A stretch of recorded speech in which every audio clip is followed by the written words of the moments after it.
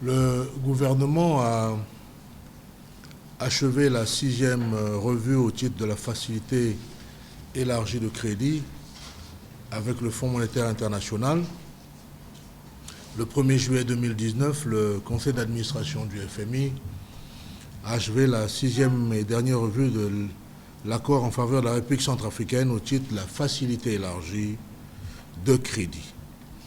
L'achèvement de cette revue, dont nous ne sommes pas peu fiers en tant que gouvernement de la République centrafricaine, permet de décaisser un peu plus de 31 millions de dollars, ce qui porte le total des décaissements au titre de l'accord à 185 millions de dollars. Ces résultats qui sont obtenus témoignent de l'engagement du gouvernement dans la stabilisation de l'économie, des finances publiques particulièrement, la réduction de la vulnérabilité budgétaire et l'amélioration de la gestion des finances publiques. Cependant, le gouvernement reste déterminé à poursuivre une politique budgétaire compatible avec la stabilité macroéconomique. Le budget révisé pour 2019 prévoit l'affectation progressive de financements supplémentaires sous la forme de dons et d'importantes initiatives des autorités, parmi lesquelles la mise en œuvre de l'accord de paix, le renforcement des forces de défense et de sécurité, la préparation des élections, mais aussi et surtout l'augmentation de la part budgétaire de l'État pour ce qui est de l'éducation et bien entendu de la santé. Vous le savez, dans ces derniers temps, le Premier ministre et certains ministres, dont moi-même, avons, je parle ici de politique intérieure, avons rencontré, à côté du Premier ministre, le leader du mouvement Ezingo Biani. Peut-être aurez-vous quelques questions à poser aussi sur cela. Vous le savez, nous avons participé, tout le gouvernement, à un séminaire gouvernemental, dont l'intérêt ou les points d'intérêt étaient multiples. D'abord, raffermir la solidarité gouvernementale. Vous le savez, les ministres dans le gouvernement actuel viennent d'horizons divers. Et il est important que, à travers ce séminaire, nous ayons pu nous accorder sur un modus operandi, sur une manière de travailler, mais aussi de renforcer la solidarité gouvernementale. Et c'est ce qui a été fait. Nous avons parlé aussi des méthodes de travail, de comment faire en sorte pour aller vers des méthodes de travail à résultats rapides, comment mettre l'accent sur la communication. Nous avons eu cet honneur, pour ce qui est de notre département, d'être un peu aussi au centre des préoccupations, donc pour renforcer la communication du gouvernement, entre autres. Donc je crois que cela fait partie des efforts que fait le gouvernement, et il était question bien entendu d'une bonne communication sur l'accord de paix et de réconciliation. Vous le savez, il y a eu une mission des experts du comité de sanctions du Conseil de sécurité de l'ONU en République centrafricaine pour traiter des questions de l'embargo, si ce n'est de sa levée. Et vous le savez, le président de la République et tout le gouvernement derrière lui et le Premier ministre plaident, le chef de l'État, sur, n'est-ce pas, la levée immédiate et totale de l'embargo. Bien entendu, cette levée, pour qu'elle se fasse, doit répondre à un certain nombre de conditions. Eh bien, notre gouvernement, quant à lui, à travers notre collègue, la ministre de la Défense, le Premier ministre et le chef d'État, font en sorte que nous puissions présenter toutes les mesures qui nous permettent d'aller vers une levée totale de cet embargo. Bien entendu, il s'agit d'une préoccupation majeure et principale du gouvernement afin de pouvoir se doter notre armée des équipements qui lui permettent d'aller vers sa mission.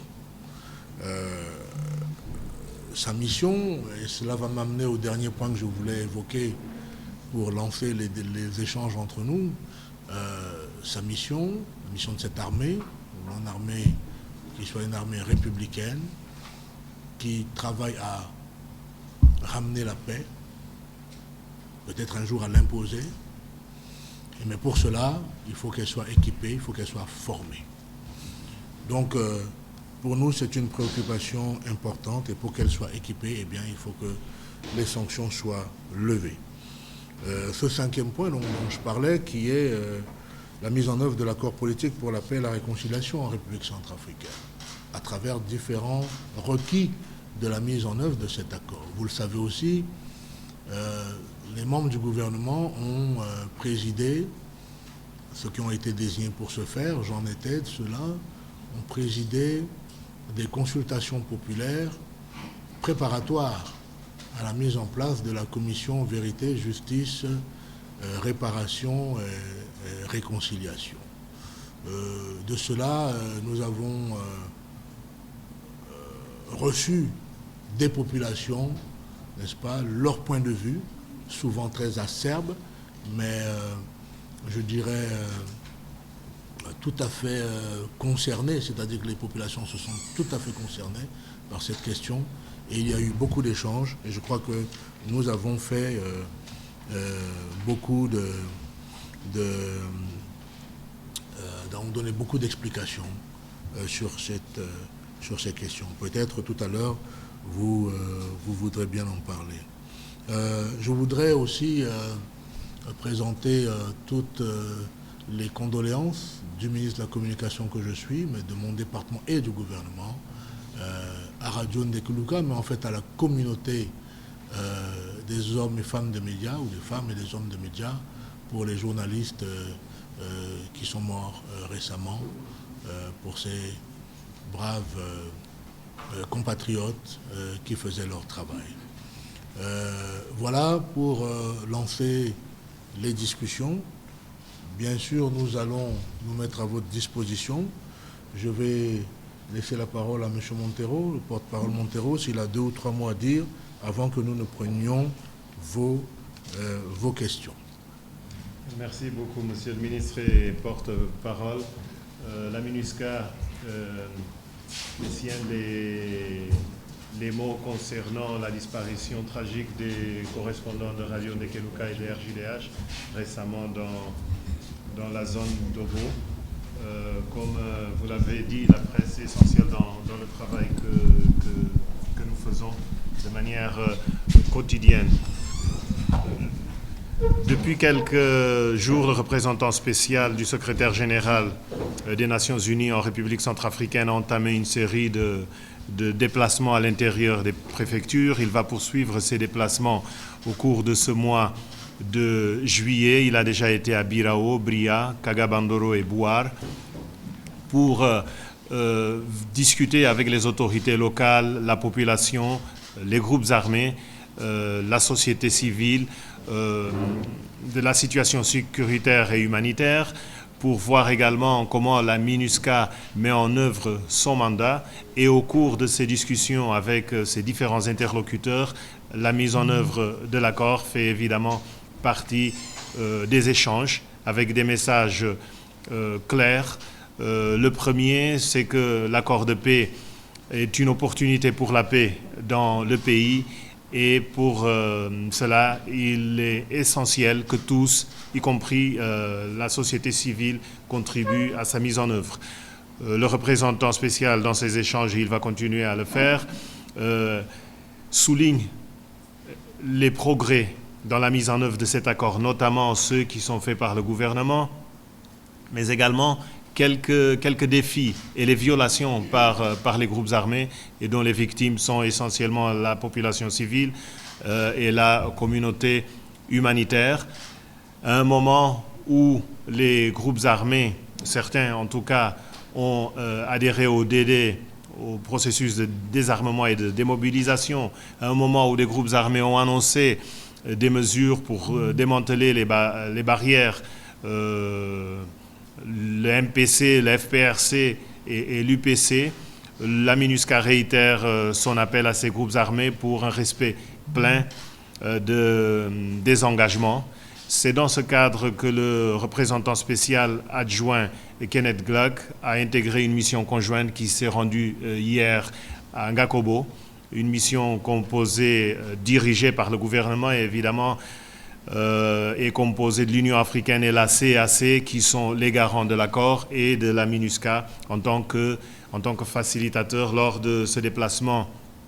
Un bâtiment de la gendarmerie qui était occupé par ce groupe armé a été remis aux autorités. Concernant toujours cet accord, la semaine dernière, avec l'appui de la MINUSCA, l'Union africaine et la CAC ont rencontré des groupes armés à Bria pour une session d'explication, de partage, de vulgarisation de cet accord. Quelques 1600 membres de ces groupes armés, du RPRC, du MLCJ, du FPRC et de l'UPC, ont pris part à cette activité, 1600 éléments, dont 300 femmes.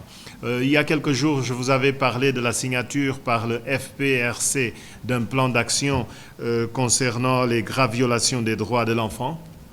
Le FPRC s'est engagé en signant ce plan d'action à mettre fin à ces violations. Eh bien, la MINUSCA attend à présent que ces engagements soient mis à exécution, notamment la libération de tous les enfants en son sein, la remise aux autorités des auteurs des violations graves des droits de l'enfant et la nomination des points focaux de la protection des enfants. La MINUSCA et l'UNICEF vont continuer à travailler avec le FPRC dans la mise en œuvre de ce plan d'action, avec des consultations régulières, la participation évidemment du gouvernement et d'autres partenaires. Ce dialogue avec les groupes ex-Seleka pour la libération des enfants enrôlés a commencé en 2014 et en plus du FPRC, la MPC avait signé en 2018 un plan d'action allant dans ce sens. Et juste pour terminer, 13 000 enfants ont été libérés des groupes armés depuis le lancement de ce dialogue. C'est ce que j'avais à dire ce matin, Monsieur le Ministre, en attendant les questions. Merci, Monsieur le porte-parole Montero. À présent donc, après que nous ayons fait l'un et l'autre ces quelques introductions liminaires, nous allons vous donner la parole pour vos questions